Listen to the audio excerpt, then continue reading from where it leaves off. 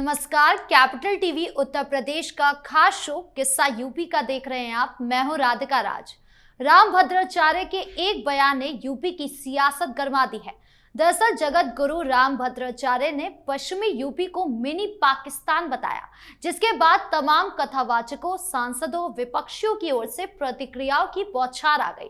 और इन सबके बीच स्वामी अभिमुक्तेश्वर आनंद सरस्वती का बयान सामने आया, जहां उन्होंने कहा कि सीएम योगी पिछले 8-9 सालों से सत्ता में है, उनके होते हुए ऐसे कैसे हो गया। जिसके बाद सवाल सीएम योगी पर भी उठने लगे हैं कि आखिर पश्चिमी इलाके में अचानक से हिंदू अल्पसंख्यक कैसे हो गए, ये कैसा डेमोग्राफिक चेंज है। इसी पर चर्चा करने के लिए मेरे साथ स्टूडियो में मौजूद है कैपिटल टीवी के executive editor Rajeev Kumar. Sir, आपका बहुत बहुत स्वागत है। धन्यवाद। सर, रामभद्राचार्य की ओर से एक बयान सामने आया, जिसके बाद सपा सांसद की ओर से भी बयान सामने आ रहे हैं। वो कह रहे हैं कि ये समाज को बांटने वाला बयान है। ये समाज बटा हुआ कब नहीं था। ये जो समाजवादी पार्टी के सांसद या अखिलेश यादव जैसे नेता या अभिमुक्तेश्वरानंद जैसे धर्माचार्य, ये लोग जो बात कर रहे हैं कि समाज को बांटने की एक साजिश है, समाज को बांटने की कोशिश है, ये कौन सा समाज है? समाज को बटा हुआ पहले से था या समाज को आज बांटने की कोशिश की जा रही है? अगर ये समाज इतना ज़्यादा एकजुट था, ये समाज की बात जो होती है, ये हिंदू समाज की बात नहीं होती, हिंदुओं के आपसी विद्वेष की बात नहीं होती या आपसी समझौते की बात नहीं होती, न ही हिंदुओं के अंदर जातियों के आधार पर बटे हुए समाज की चर्चा होती है। ये लोग बात हमेशा करते हैं समाज को बांटने की कोशिश, मतलब हिंदू और मुसलमान को बांटने की कोशिश। इन लोगों ने आज तक ये नहीं कहा कि ये समाज को बांटने की कोशिश अखिलेश यादव क्यों करता है, क्योंकि ये हिंदू समाज की बात होगी, जातीय आधार पर बांटने की कोशिश। ये समाज को बांटने की कोशिश के बारे में इन लोगों ने आज तक एक बात नहीं कही कि देखो, जितने क्षेत्रीय पार्टियां हैं या जितनी पार्टियां जो जातीय आधार पर बनी हुई है, जो जातीय वोट आधार तलाशती है, वो हिंदुओं को बांटने की कोशिश करती है और इसलिए एक जाति को दूसरे जाति से लड़ाती है। इसकी चर्चा आज तक इन लोगों ने नहीं किया। लेकिन दूसरी बात है कि समाज को बांटने की कोशिश ये लोग हमेशा कहते हैं, हिंदू और मुसलमानों को बांटने की कोशिश। तो क्या ये देश में कभी हिंदू और मुसलमान एक साथ रहे, बटे हुए नहीं रहे? जो अभी मुसलमान है उसकी कुछ मजबूरी है और कुछ साजिश है, और जो चला गया नया देश बना के, वो पहले से ही बटा हुआ था। अगर ये समाज एक दूसरे के साथ रहना सीखता, अगर ये समाज हिंदू और मुसलमानों के बीच राष्ट्रीयता के आधार पर होती, तो फिर क्या 1947 में देश का विभाजन होता, पाकिस्तान बनाने की जरूरत होती, ये फिर बाद में बांग्लादेश बनता? ये दो देश भारत से अलग होकर बना है और उसके पीछे की मानसिकता सिर्फ यही रही कि मुसलमानों को अपना देश चाहिए जी। और ये बटा हुआ समाज ही था और आज भी ये समाज बटा हुआ है। हिंदू और मुसलमानों के बीच ये भाईचारे की बात करना केवल भ्रम पैदा करना है, भ्रमित करना है, और वो भी हिंदुओं को, क्योंकि हिंदुओं के अंदर भ्रम पैदा किया जाता है। और हिंदुओं को बांटने वाले जो नेता हैं कुछ पॉलिटिकल पार्टियों के, ये हिंदू के कुछ वर्गों को, कुछ जातियों को मुसलमानों के साथ जोड़कर ये हिंदू मुस्लिम भाईचारा की बात, गंगा जमनी संस्कृति की बात, ये गंगा जमनी संस्कृति है क्या, इन लोगों ने आज तक डिफाइन नहीं किया कि गंगा जमनी संस्कृति यानी हिंदू मुस्लिम संस्कृति। मुस्लिम कौन सी संस्कृति है? संस्कृति जो क्षेत्र की होती है, मजहब धर्म की कोई संस्कृति नहीं होती। तो अगर हिंदुस्तान के अंदर सनातन संस्कृति है तो मुसलमानों की संस्कृति भी सनातन ही होनी चाहिए। तो गंगा जमनी संस्कृति का मतलब क्या हो गया? क्योंकि ये दोनों जो हिंदू और मुसलमान यहां पर हैं, अगर मुसलमान यहां पर सिर्फ मजहबी मुसलमान हो और वो सांस्कृतिक तौर पर भारत के खिलाफ नहीं हो, सनातन संस्कृति के खिलाफ नहीं हो, तो केवल उनके उपासना के तरीके अलग हो सकते हैं। वो मस्जिद में जाकर नमाज पढ़े और हम मंदिर में जाकर पूजा करें जी। लेकिन वो केवल उपासना के तरीके अलग नहीं है, उसने पूरी संस्कृति अरब से उधार लेकर आया है, उसके नाम अरबी होते हैं। इन लोगों ने अपने आप को भारत पर आक्रमण करने वाले लोगों के विशेषताओं में अपने बच्चों का नामकरण शुरू कर दिया। ये तैमूर के वंशज अपने आप को मानेंगे, ये मुगलों के वंशज मानेंगे या अकबर, हुमायूं, औरंगजेब की बात करेंगे, तो फिर हमारी संस्कृति एक कैसे हो सकती है? ये दोनों की संस्कृति के बीच समानता हो ही नहीं सकती, क्योंकि इसकी संस्कृति ही अरब से उधार लाई हुई है और मजहब ही अरब का ही है। हिंदुस्तान में पैदा हुआ मजहब नहीं है ये। तो इसलिए ये हिंदू मुस्लिम भाईचारे की बात, और ये जो कहते हैं समाज को बांटने की कोशिश की जा रही है, तो 1947 से पहले जब जिन्ना ने पाकिस्तान की मांग की थी 36 के बाद के दौर में, तो उस समय जब जिन्ना ने पाकिस्तान की मांग की थी, तो उस समय क्या भारतीय जनता पार्टी थी? आरएसएस थी। लेकिन वो भी 1925 में पैदा हुई संगठन, और उस समय तक इतनी स्थिति मजबूत नहीं थी कि वो हिंदुओं और मुसलमानों के बीच बंटवारा करने की कोशिश की। ये तो 1906 में मुस्लिम लीग पैदा हुआ, और उसके बाद उसकी क्रूरता, उसके जो तरीके थे, उसके खिलाफ हिंदुओं को एकजुट करने के लिए आरएसएस का गठन करना जरूरी हो गया था। लेकिन खैर, उस समय तो कांग्रेस सबसे बड़ी पार्टी, और जो चुनाव हुए थे 1935 के एक्ट के अनुसार सबसे ज्यादा प्रदेशों में कांग्रेस की सरकार, मुस्लिम लीग की सरकार कुछ स्टेट में, यूनियनिस्ट पार्टी के साथ पंजाब में सरकार, तो ये सारी सरकारें चल रही थी उस समय। उस समय कौन सा भारतीय जनता पार्टी के लोग थे जो हिंदू मुसलमानों को बांटने की कोशिश कर रहे थे? फिर भी जिन्ना ने पाकिस्तान की मांग की, और जब जिन्ना ने पाकिस्तान की मांग करने के बाद सीधे भारत के मुसलमानों को अपने साथ लाने की तैयारी शुरू की, तो क्या मुस्लिम लीग को इन पश्चिम उत्तर प्रदेश वाले मुसलमानों ने वोट नहीं दिया था? इन लोगों ने जिन्ना का सपोर्ट किया, और जब जिन्ना का सपोर्ट किया पाकिस्तान बनाने में, तो तुम्हें यहां रहने का अधिकार ही नहीं था। लेकिन फिर भी यहां रहे, क्यों? क्योंकि दो वजह बनी हुई थी। एक वजह थी इनकी मजबूरी कि उत्तर प्रदेश के मुसलमान अगर पाकिस्तान जाता है तो वहां इसे मुहाजिर ही कहा जाएगा, इसकी कोई औकात ही नहीं रहेगी। जैसे अभी भी ये पाकिस्तान के मुसलमानों की औकात नहीं है सऊदी अरब के अंदर, उसी तरीके से हिंदुस्तान के जो मुहाजिर पाकिस्तान जाते उत्तर प्रदेश से, बिहार से, जो गए वो मुहाजिर कहलाए, और जो बड़ी संख्या में जाते तो इनकी औकात और भी खत्म हो जाती। कोई इसे पूछने वाला नहीं था, न इनके आधार पर वहां खान पीन, रहन सहन, वो पंजाब डोमिनेटेड था, सिंध, बलूचिस्तान, ये खैबर पख्तूनख्वा, उत्तर प्रदेश से कोई लेना देना नहीं। यहाँ के रहन सहन, खान पान, तरीके, सब कुछ इसके लिए अलग था, भाषा अलग थी। तो ये वहां पर डगरे के बैगन की तरह हो जाते, ढुलकते ढुलकते रहते, इसलिए यहां पर रहने की कोशिश की। दूसरी बात, इन लोगों के लीडरों ने कहा कि देखो पाकिस्तान तो एक देश बन गया और वो तो इस्लामिक कंट्री बनेगा, लेकिन हिंदुस्तान जो बचा हुआ भारत है, वो भारत में अगर मुसलमान नहीं रहेगा तो फिर ये हिंदू राष्ट्र बन जाएगा, तो पाकिस्तान बनाने का पूरा मकसद ही खत्म हो जाएगा।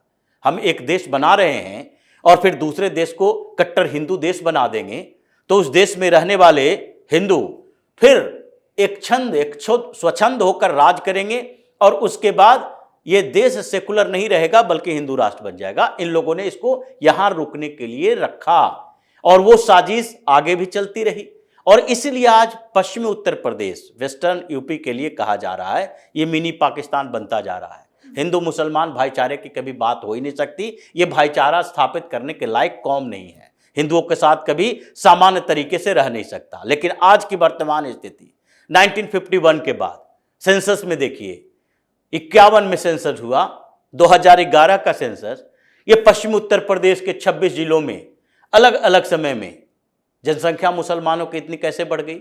ये घुसपैठियों की बात नहीं है।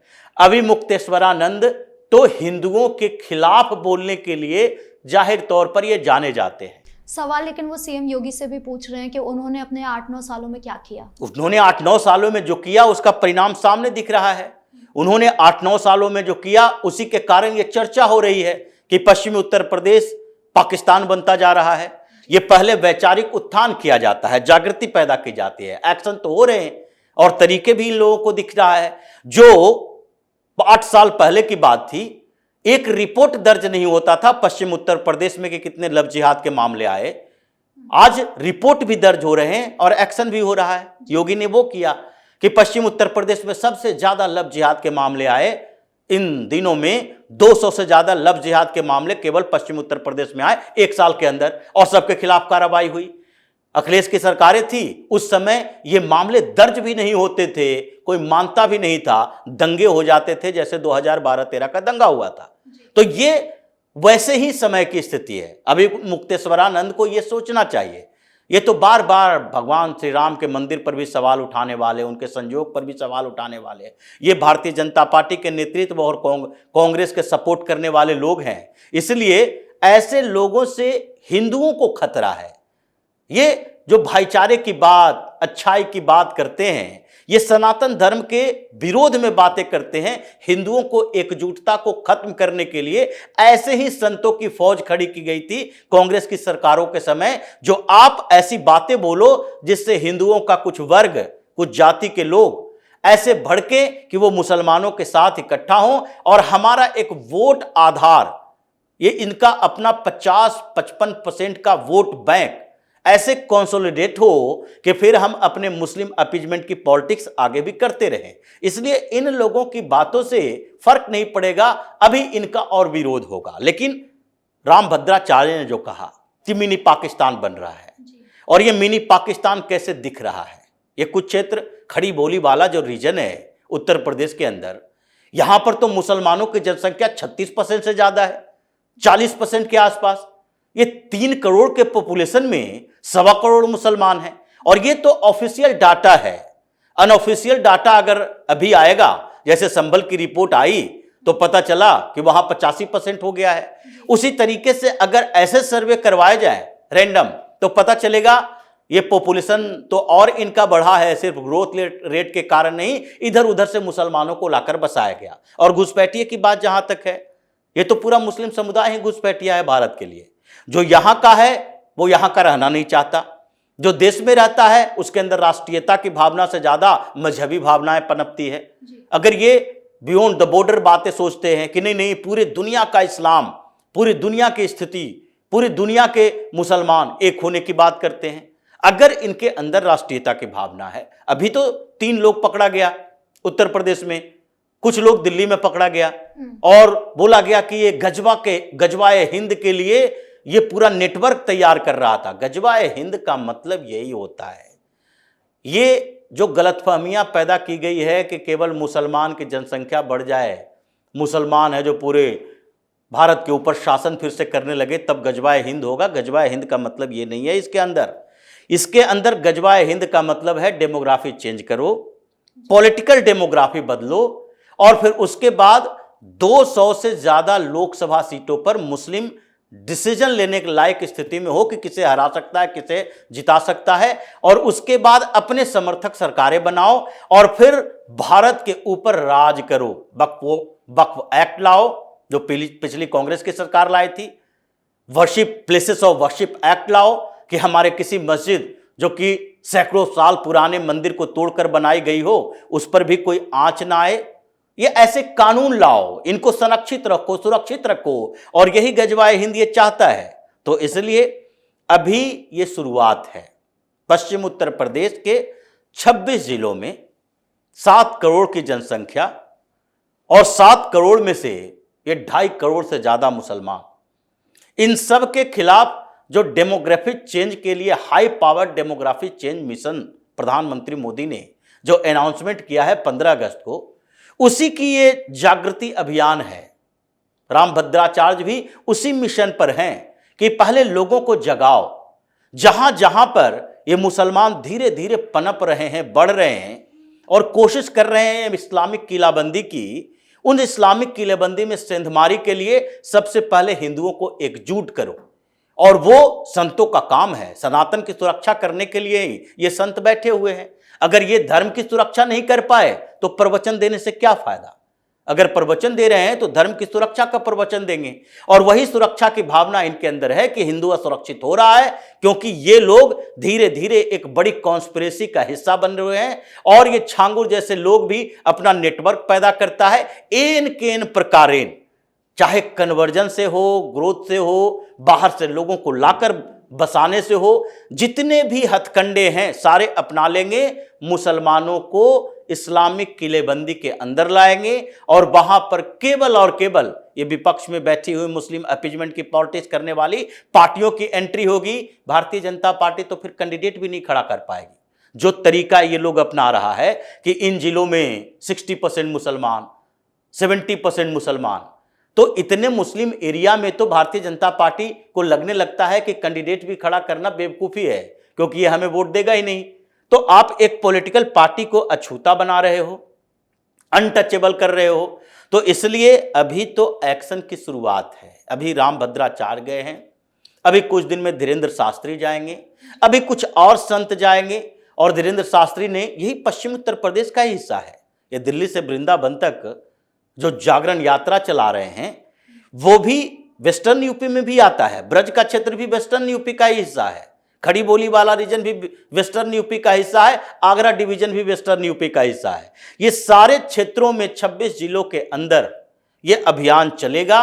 अखिलेश यादव की समस्या ये है कि इनको लगने लगा है कि जैसे तैसे हम 10 साल के अंदर किसी तरह से हिंदुओं को तोड़ने में थोड़ा कामयाब रहे 2024 में, आगे फिर हिंदू एकजुट होगा तो फिर हमारी वही स्थिति हो जाएगी जो 2019 के लोकसभा चुनाव में हुआ था।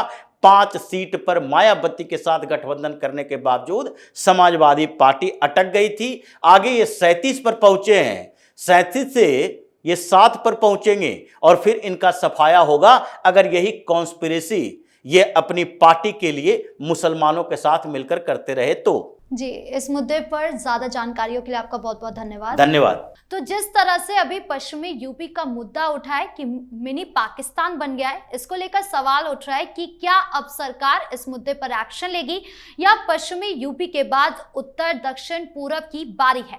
आपको क्या लगता है कमेंट बॉक्स में जरूर बताएं। वीडियो को लाइक करें, शेयर करें और चैनल को सब्सक्राइब करना ना भूलें। धन्यवाद।